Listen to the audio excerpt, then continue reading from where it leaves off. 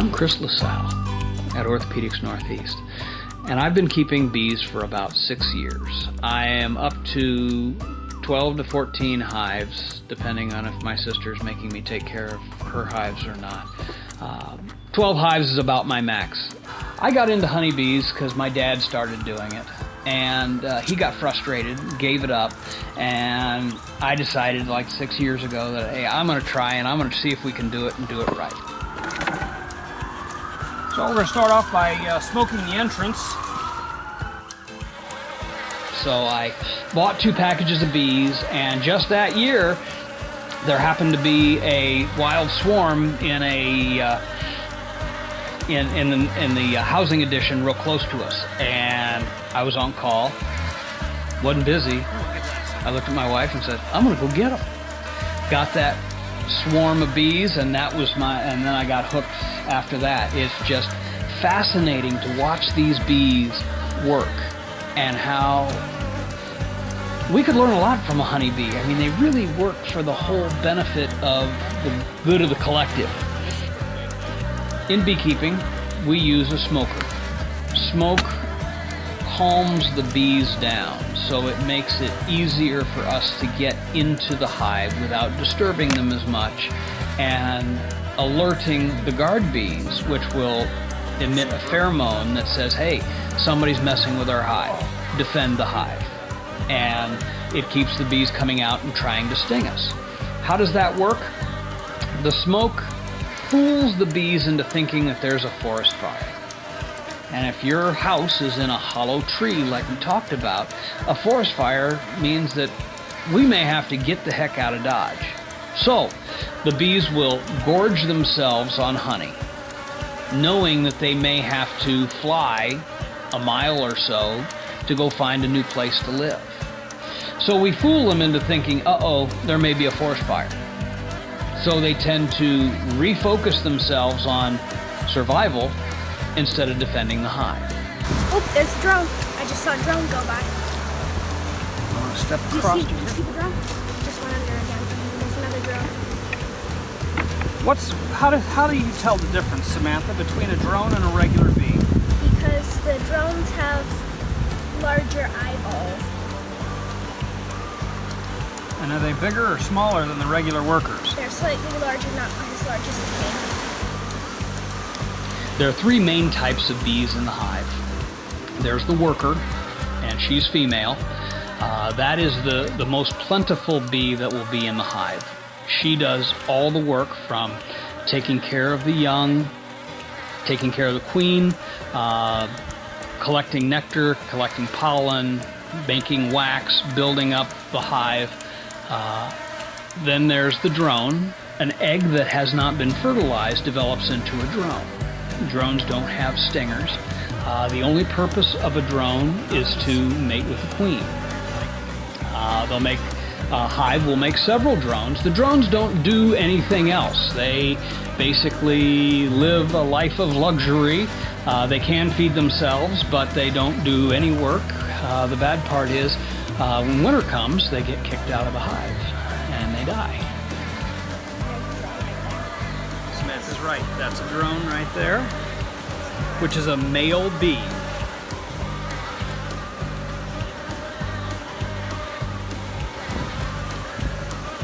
This is capped brood, basically a cocoon, and an adult bee will emerge from that. We'll see if we can see some eggs and larvae. Why don't you check this next frame and see if you can see the queen? The other bee that's in the hive is, of course, the queen. A queen looks different than the workers. She has a longer thorax, and there is only 1 queen per hive under normal circumstances. And all the queen does is lay eggs. She doesn't sit on a throne and sort of dictate what the hive is going to do. The workers do that. You want to think of a beehive as almost like a superorganism, whereas the workers decide if they need a new queen, they decide if they're going to move, they decide what they want, and they do it collectively. The queen doesn't decide that.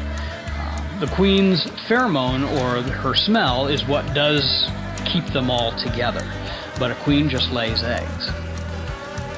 It's hard to find one bee out of 60,000. There's only one queen per hive. And we only have so much time to work with a hive before even the smoke won't keep them calmed down, and we're gonna figure out, hey, these guys don't belong here. Very few drones will actually mate with a queen. When a queen flies out to get mated, she'll go to a drone congregating area. That's an actual thing. The queen will mate 10 or 12 times, maybe up to 20 times, and it's a good day, bad day for the drone. It's a good day that he got lucky and got to mate. A bad day is he loses his penis in the process and dies. So it's a day of highs and lows for a drone. As far as what we look for when we go through a hive, is the most important thing that I want to see is new bees. Basically, we look for eggs, the larva or the worm stage of the hive, and then I like to look for the brood pattern. And what I want to see is a nice smooth brood pattern. And what is brood? Brood is the cocoon stage of the honeybee. The honeybee will start off as an egg, then it'll hatch, the egg will hatch, and then it'll be a larva. And that's the larva, the caterpillar stage. Then they get cocooned, and they enter their pupal stage, and then they emerge as an adult. See the little worms way down in here? That's larva. That's what Samantha was talking about. Samantha, you have better eyes. Do you see eggs? Tell you what, here, you hold this in the sun. The honeybee is a pollinator, like the bumblebee, like the carpenter bee, like ants. They're moving pollen from one plant to another, which helps them reproduce. I can't give you the exact figures, but 60% or so of our food is produced or helped to produce by pollinators. If we don't have those pollinators, we'll have much fewer choices as far as food goes.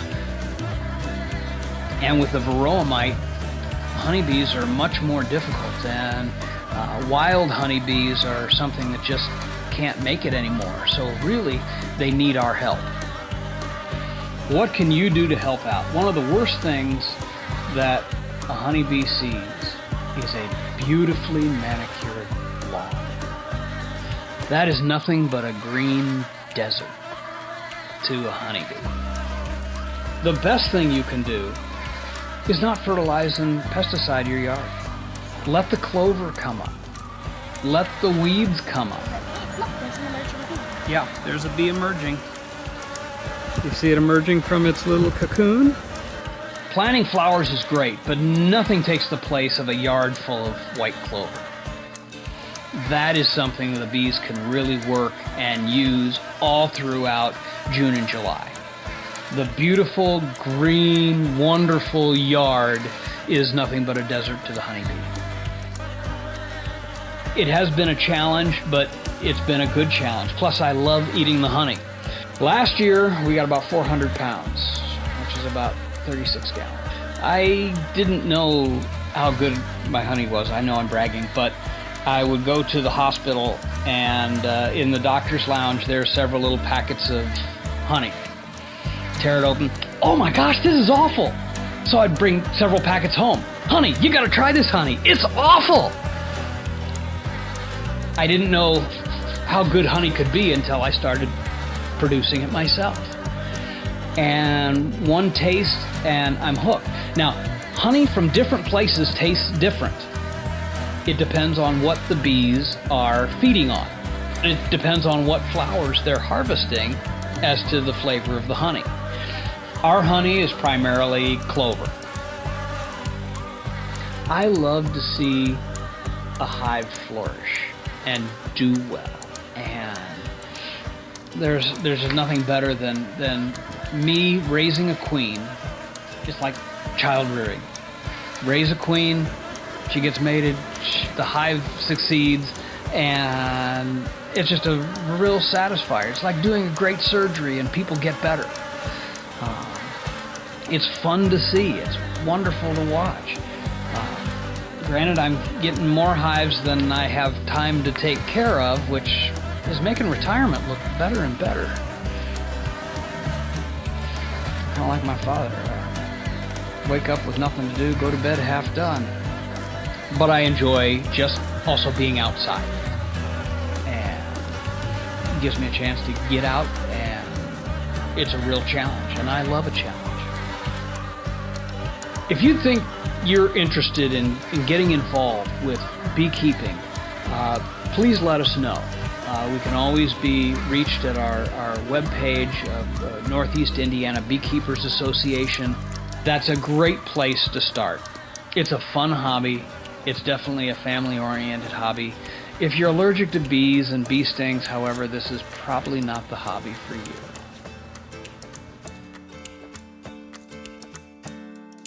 I'm Dr. Chris Lasalle, and I'm a beekeeper.